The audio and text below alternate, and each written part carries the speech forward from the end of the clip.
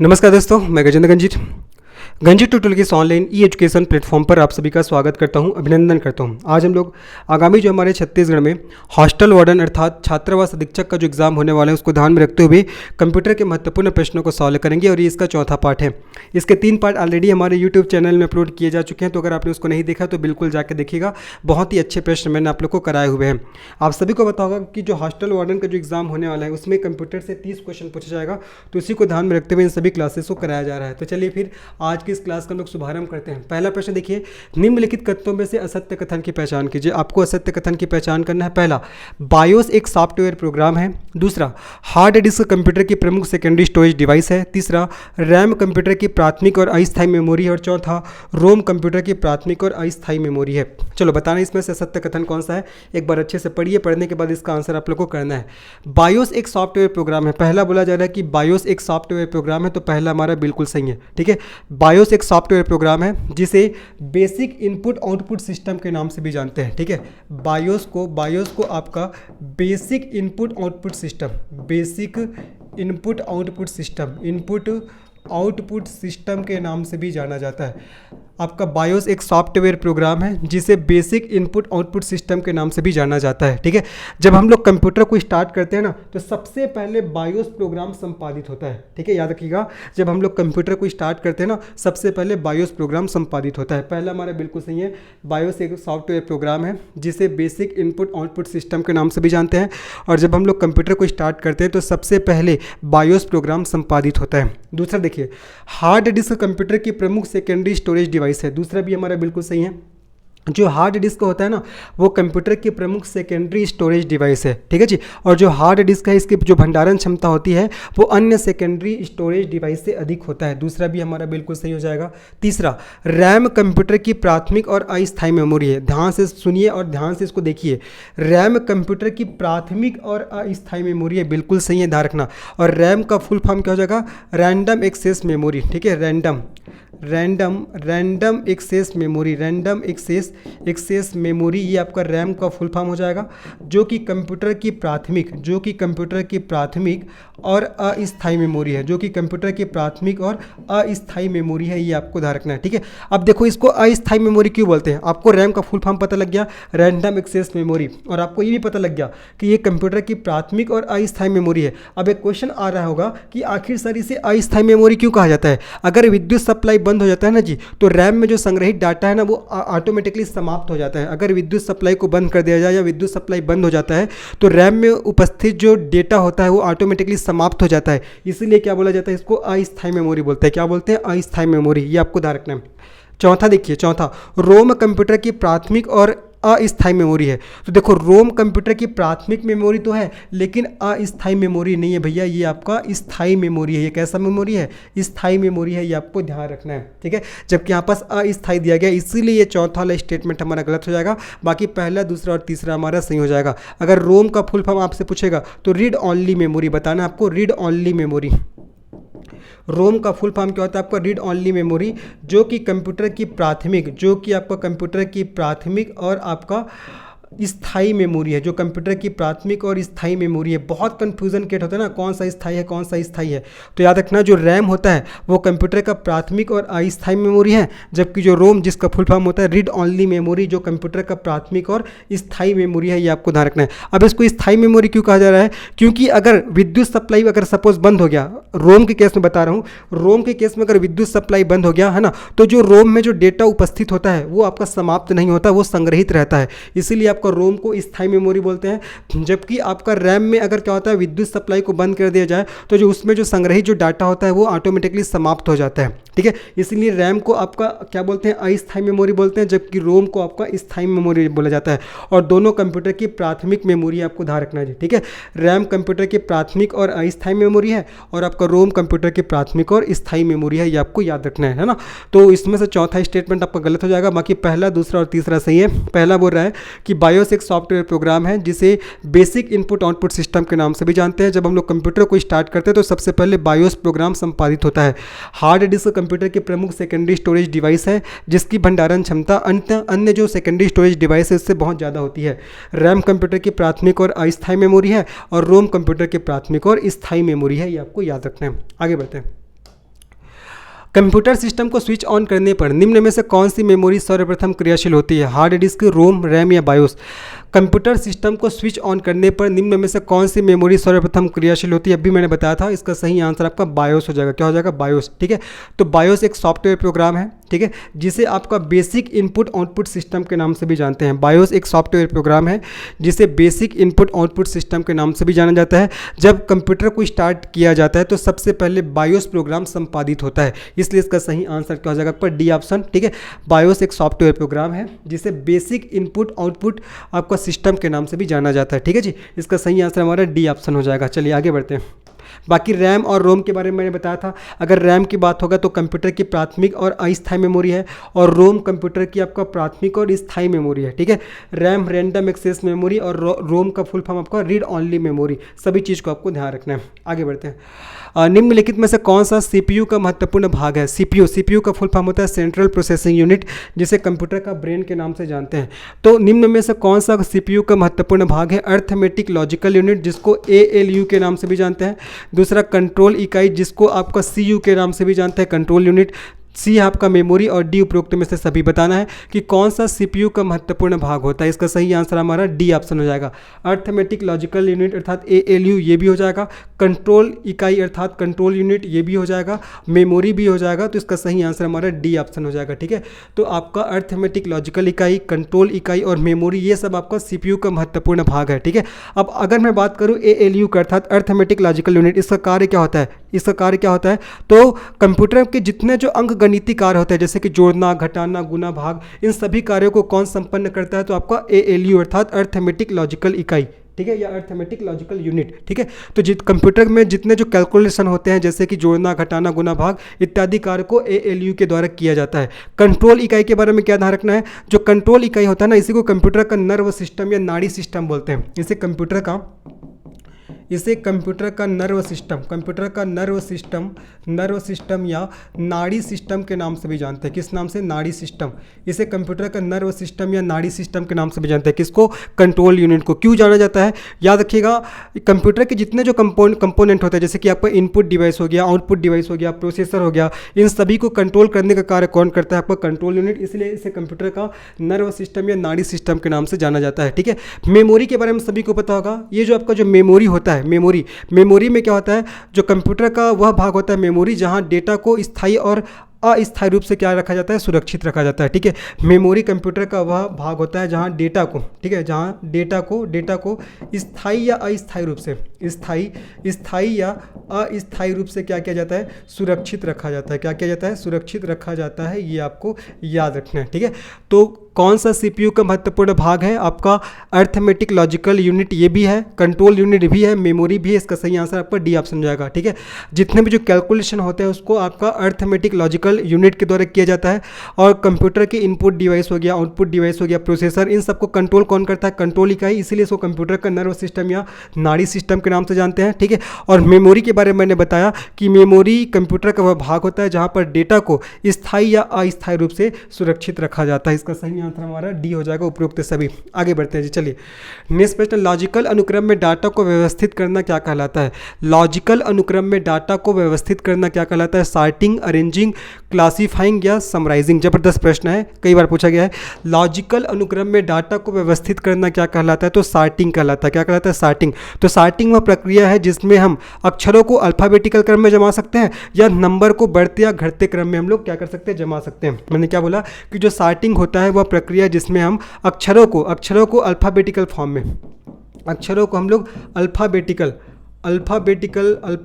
Form में जमा सकते हैं, या हम लोग नंबरों को, है ना, या हम लोग नंबरों को बढ़ते या घटते क्रम में जमा सकते हैं। नंबरों को हम लोग बढ़ते या घटते क्रम में जमा सकते हैं। नंबरों को बढ़ते या घटते क्रम में क्या कर सकते हैं जी? जमा सकते हैं। ठीक है, तो क्वेश्चन था लॉजिकल अनुक्रम में डाटा को व्यवस्थित करना क्या कहलाता है? सॉर्टिंग। तो मैंने बताया कि सॉर्टिंग वह प्रक्रिया है जिसमें अक्षरों को अल्फाबेट के रूप में जमाया जा सकता है और नंबर को बढ़ते या घटते क्रम में हम लोग क्या कर सकते हैं? जमा सकते हैं। इसका सही आंसर सॉर्टिंग हो जाएगा। तो लॉजिकल अनुक्रम में डाटा को व्यवस्थित करना क्या कहलाता है जी? सॉर्टिंग कहलाता है। ये आपको याद रखने हैं। आगे बढ़ते हैं। नेक्स्ट प्रश्न क्या देखते हैं, पेरीफेरल उपकरण का उदाहरण क्या है? सीपीयू, प्रिंटर, माइक्रो प्रोसेसर या वर्ड? आपको बताना है जी पेरीफेरल उपकरण का उदाहरण क्या है? ऑप्शन है सीपीयू, प्रिंटर, माइक्रो प्रोसेसर या आपका वर्ड। इसका सही आंसर क्या हो जाएगा आपका? प्रिंटर हो जाएगा। ठीक है, देखो ऐसे इनपुट या आउटपुट उपकरण जिन्हें कंप्यूटर में यूएसबी के द्वारा या आपका सीरियल पोर्ट के द्वारा, यूएसबी के द्वारा या आपका सीरियल पोर्ट के द्वारा या आपका पैरेलल पोर्ट, ठीक है, पैरेलल पोर्ट या जो अन्य पोर्ट के द्वारा जोड़ा जाता है उसी को क्या बोलते हैं? पेरिफेरल उपकरण बोलते हैं। उसी को क्या बोला जाता है? पेरिफेरल। उसी को पेरिफेरल उपकरण कहा जाता है। पेरिफेरल उपकरण कहा जाता है। मैंने क्या बोला कि जो ऐसे इनपुट या आउटपुट उपकरण जिन्हें कंप्यूटर में यूएसबी के द्वारा या सीरियल पोर्ट के द्वारा, है ना, या आपका पैरेलल पोर्ट के द्वारा या अन्य पोर्ट के द्वारा जोड़ा जाता है उसी को आपका पेरिफेरल उपकरण बोलते हैं। जैसे कि मैं एग्जांपल की बात करता हूँ, जो एग्जांपल में आपका कीबोर्ड हो जाएगा, माउस हो जाएगा, प्रिंटर हो जाएगा, प्रोजेक्टर हो जाएगा। चलो लिख दे रहा हूँ, कीबोर्ड हो जाएगा आपका, कीबोर्ड के बाद आपका माउस हो जाएगा, माउस के बाद आपका प्रिंटर हो जाएगा, प्रिंटर के बाद आपका स्पीकर हो जाएगा, स्पीकर के बाद आपका प्रोजेक्टर हो जाएगा। ये सब क्या है? ये सब आपका पेरिफेरल उपकरण के उदाहरण है। ठीक है, इसका सही आंसर हमारा क्या हो जाएगा? आपका प्रिंटर हो जाएगा। क्या हो जाएगा? प्रिंटर, है ना। तो ऐसे इनपुट या आउटपुट उपकरण जिन्हें कंप्यूटर में यूएसबी या आपका सीरियल पोर्ट या पैरेलल पोर्ट या अन्य पोर्ट के माध्यम से जोड़ा जाता है उसी को आपका पेरिफेरल उपकरण कहा जाता है। एग्जाम्पल के तौर पर याद रखिएगा, आपका कीबोर्ड हो जाएगा, माउस हो जाएगा, प्रिंटर, स्पीकर, प्रोजेक्टर, ये सब आपका क्या हो जाएगा? पेरिफेरल उपकरण हो जाएगा, पेरिफेरल डिवाइस हो जाएगा। ठीक है, आगे बढ़ते हैं। कंप्यूटर प्रोसेस का मुख्य लक्ष्य डाटा को किस में बदलना है? बताना है कंप्यूटर प्रोसेस का मुख्य लक्ष्य डाटा को किस में बदलना है? फाइल में, टेबल में, सूचना में या ग्राफ में? इसका सही आंसर, इजी आंसर है इसका सही आंसर हमारा सी ऑप्शन हो जाएगा, सूचना हो जाएगा। ठीक है, तो कंप्यूटर प्रोसेस का मुख्य लक्ष्य डाटा को इन्फॉर्मेशन में बदलना है या सूचना में बदलना है। ठीक है, डाटा को इन्फॉर्मेशन या आपका सूचना में बदलना है। एकदम ईजी क्वेश्चन था, पूछा भी गया क्वेश्चन। तो कंप्यूटर प्रोसेस का मुख्य लक्ष्य डाटा को सूचना में बदलना है, ये इसका आंसर हो जाएगा। आगे बढ़ते हैं, नेक्स्ट प्रश्न में बढ़ते हैं। नेक्स्ट प्रश्न क्या देखिए, कंप्यूटर का मूर्त घटक या आपका टेंजिबल कंपोनेंट कौन है? कंप्यूटर का मूर्त घटक या जिसको टेंजिबल कंपोनेंट बोलते हैं कौन है? सॉफ्टवेयर, हार्डवेयर, फायरवेयर या बायोस? बताना है जी। कंप्यूटर का मूर्त घटक या टेंजिबल कंपोनेंट कौन सा है, ये आपको बताना है। ठीक है, तो कंप्यूटर का मूर्त घटक या टेंजिबल कंपोनेंट कंप्यूटर का हार्डवेयर होता है। क्या होता है? कंप्यूटर का हार्डवेयर, जिससे हम देख सकते हैं और क्या कर सकते हैं? छू सकते हैं। जिससे हम लोग देख भी सकते हैं और जिससे हम लोग क्या कर सकते हैं? छू भी सकते हैं। तो कंप्यूटर का मूर्त घटक या टेंजिबल कंपोनेंट कौन सा होता है? तो हार्डवेयर होता है, जिससे हम लोग देख सकते हैं और छू सकते हैं। आगे बढ़ते हैं, चलिए। आपका GIGO पद कंप्यूटर की किस विशेषता से संबंधित है? गति, स्वचालित, शुद्धता या विश्वसनीयता? जबरदस्त प्रश्न है जी, है ना। GIGO पद कंप्यूटर की किस विशेषता से संबंधित है? इसका सही आंसर हो जाएगा आपका शुद्धता। क्या हो जाएगा? शुद्धता। ठीक है, GIGO पद कंप्यूटर की किस विशेषता से संबंधित है? तो आपका शुद्धता। अब देखो, GIGO का फुल फॉर्म गार्बेज इन, गार्बेज आउट। ठीक है, इसका फुल फॉर्म होता है, देखो, गार्बेज इन और आपका गार्बेज आउट। ठीक है, गार्बेज इन और गार्बेज आउट इसका फुल फॉर्म होता है। तो कल के डेट में आपसे पूछा जा सकता है कि GIGO का फुल फॉर्म क्या है? तो गार्बेज इन, गार्बेज आउट हो जाएगा। ठीक है, इसका अर्थ होता है कि हम अगर कंप्यूटर में खराब डाटा को इनपुट करेंगे तो आउटपुट भी क्या मिलेगा? हमको खराब मिलेगा, है ना। अगर आप कंप्यूटर में खराब इनपुट को डालोगे तो जाहिर सी बात है आउटपुट भी आपको खराब मिलेगा, है ना। और याद रखना, GIGO का फुल फॉर्म क्या होता है? गार्बेज इन और गार्बेज आउट। तो GIGO पद कंप्यूटर की किस विशेषता से संबंधित है? तो कंप्यूटर की शुद्धता, एक्यूरेसी, ये आपको अच्छे से याद रखना है जी। ठीक है, इसका सही आंसर हमारा सी हो जाएगा। ठीक है, जब हम लोग कंप्यूटर में खराब डाटा को इनपुट करेंगे तो क्या होगा? आउटपुट भी क्या मिलेगा? खराब मिलेगा, ये आपको याद रखना है। गार्बेज इन, गार्बेज आउट इसका फुल फॉर्म हो जाएगा।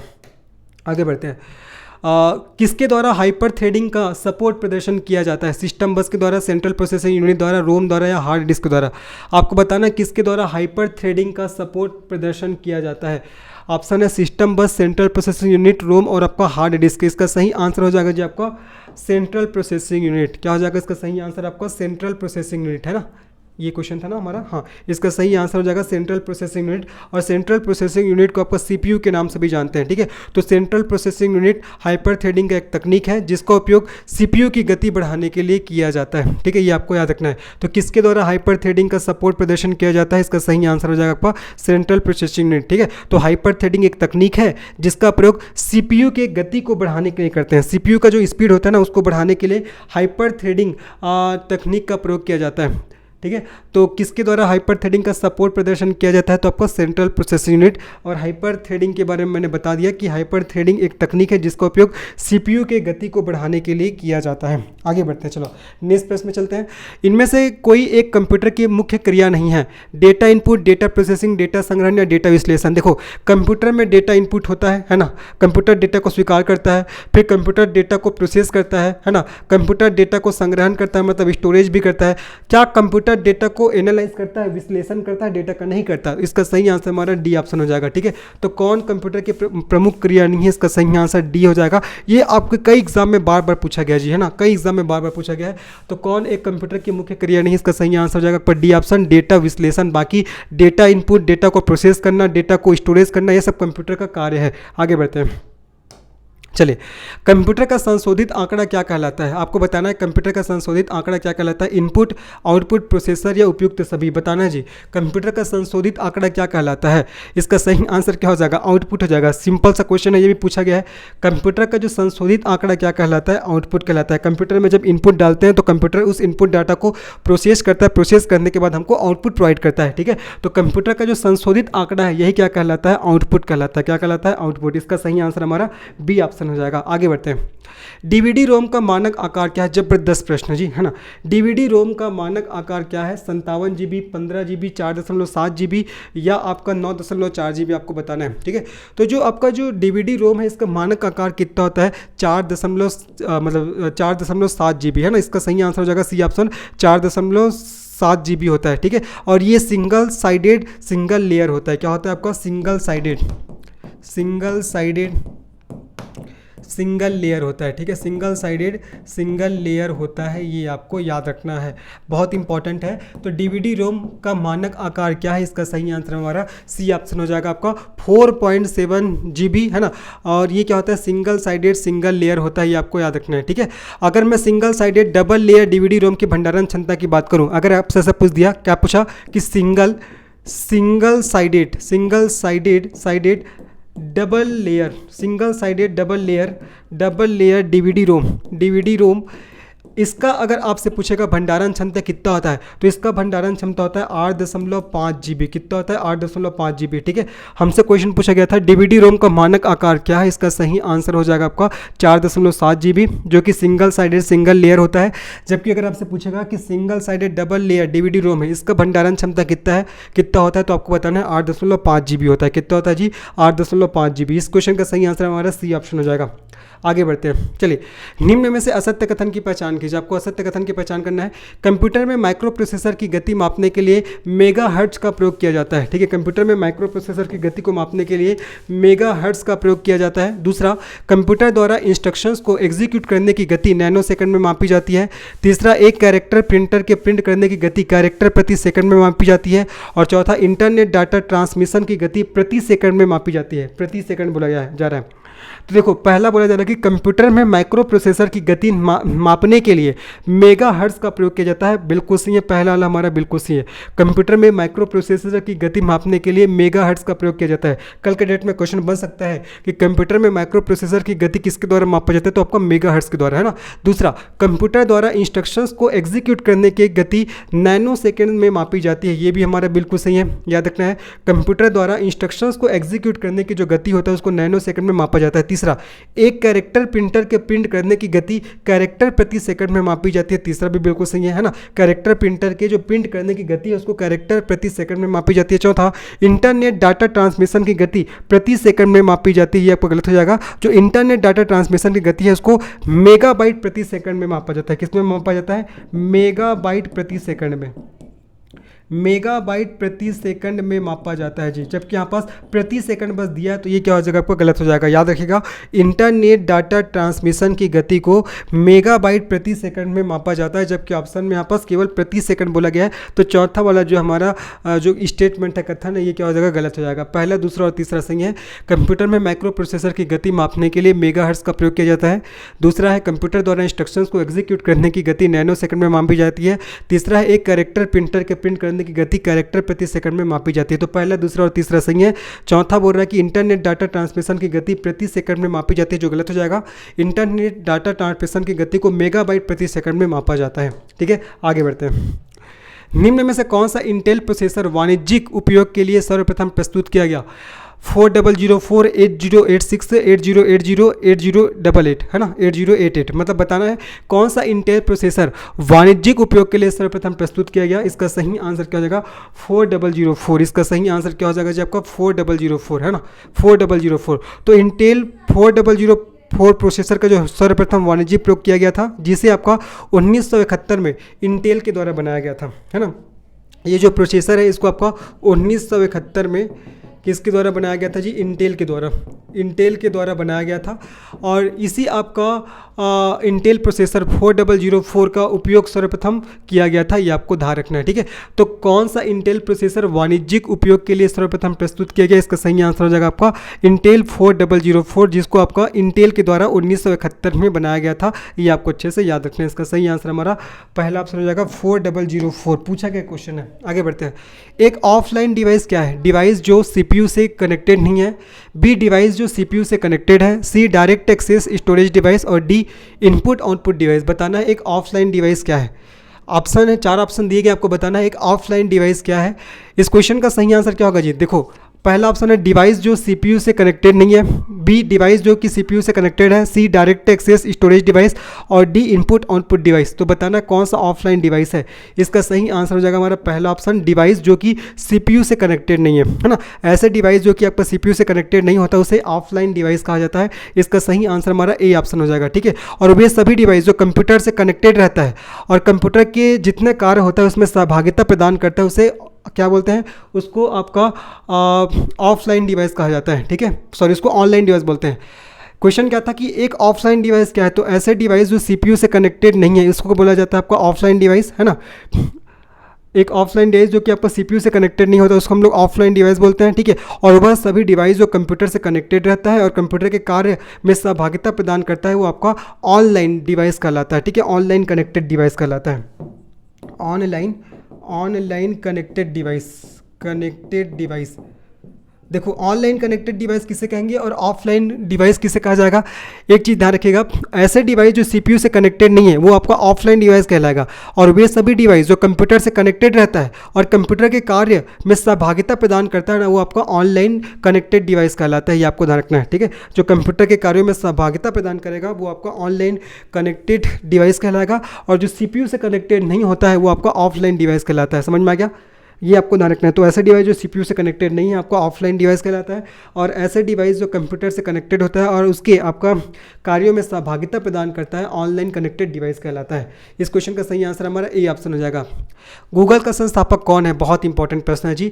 लैरी पेज, सर्गी ब्रिन, है ना। आपका पहला ऑप्शन है, पहले मतलब दिया गया है गूगल का संस्थापक कौन है? लैरी पेज और सर्गी ब्रिन। फिर ऑप्शन है न तो एक न तो दो, बी है एक तथा दो दोनों, सी है केवल दो, और डी केवल एक। तो गूगल के संस्थापक बताना है आपको। देखो, लैरी पेज भी है और सर्गी ब्रिन भी है। इसका सही आंसर हमारा एक और दो दोनों हो जाएगा। क्या हो जाएगा? एक और दो दोनों हो जाएगा, ठीक है जी। गूगल की स्थापना आपका 4 सितंबर 1998 को हुआ है। ये क्वेश्चन आता है जी। गूगल की स्थापना आपका 4 सितंबर 1998 को हुआ है। संस्थापक के नाम ध्यान रखना, लैरी पेज और आपका सर्गी ब्रिन, ठीक है। और वर्तमान में सीईओ कौन है गूगल के? वर्तमान में गूगल के सीईओ कौन है आपका? सुंदर पिचई। वर्तमान में गूगल के सीईओ कौन है? तो आपका सुंदर पिचई। ये आपको ध्यान रखना है ना। और इसके संस्थापक कौन हुए? लैरी पेज और सर्गी ब्रिन। और इसकी स्थापना कब हुआ था? तो याद रखना आपका 4 सितंबर 1998। गूगल की स्थापना 4 सितंबर 1998 को किया गया था। ये आपको याद रखना है, ठीक है। सर्च इंजन आप सभी को पता होगा। देखो, ईमेल के आविष्कारक कौन है? टिम बर्नर्स-ली, चार्ल्स बेबेज, रे टॉमलिंसन और पॉल बुचैत। अब देखो, ऐसे क्वेश्चन को सीधा आपको याद करना है, इसमें समझने वाला कोई चीज़ नहीं है जी, है ना। क्वेश्चन है ईमेल के आविष्कारक कौन है? इस क्वेश्चन का सही आंसर हो जाएगा हमारा थर्ड ऑप्शन, रे टॉमलिंसन, है ना। क्या हो जाएगा इसका सही आंसर आपका?